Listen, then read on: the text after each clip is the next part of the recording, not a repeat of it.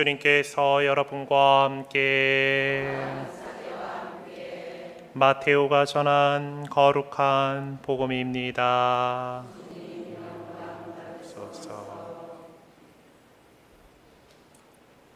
그때 예수님께서 제자들에게 이런 비유를 들어 말씀하셨다. 하늘나라는 저마다 등을 들고 신랑을 맞으러 나간 10 처녀에 비길 수 있을 것이다. 그 가운데 5은 어리석고 5은 슬기로웠다. 어리석은 처녀들은 등은 가지고 있었지만 기름은 가지고 있지 않았다. 그러나 슬기로운 처녀들은 등과 함께 기름도 그릇에 담아 가지고 있었다. 신랑이 늦어지자 처녀들은 모두 졸다가 잠이 들었다. 그런데 한밤중에 외치는 소리가 났다. 신랑이 온다. 신랑을 맞으러 나가라. 그러자 처녀들이 모두 일어나 저마다 등을 챙기는데 어리석은 처녀들이 슬기로운 처녀들에게 우리 등이 꺼져가니 너희 기름을 나누어 다오 하고 청하였다. 그러나 슬기로운 처녀들은 안 된다.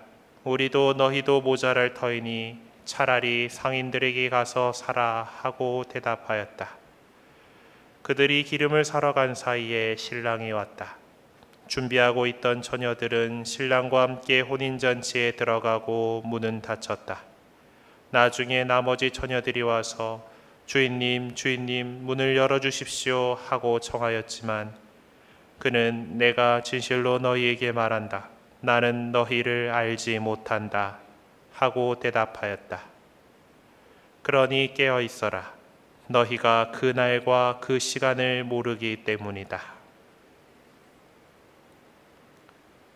주님의 말씀입니다. 그리스도님 참여합니다.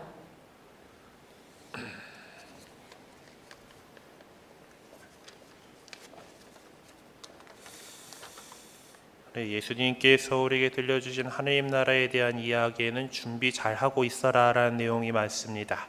오늘 우리에게 들려주신 10 처녀의 비유 역시 잘 준비한 슬기로운 처녀들처럼 되라고 하시는 말씀이죠.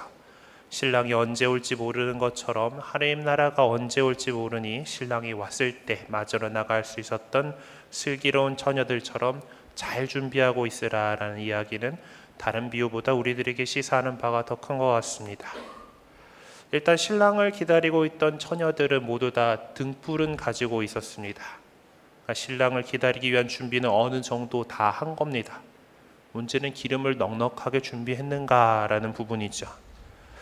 지금 살고 있는 우리들에게 적용해 본다면 신랑은 거룩한 모습으로 오실 예수 그리스도이시고 등은 그분께 대한 믿음으로 받은 세례 성사일 것입니다. 하느님 나라를 기다리고 있는 우리 모두는 세례를 받은 사람들이기 때문이죠. 그렇다면 슬기로운 처녀들이 준비하고 있는 기름은 무엇이겠습니까?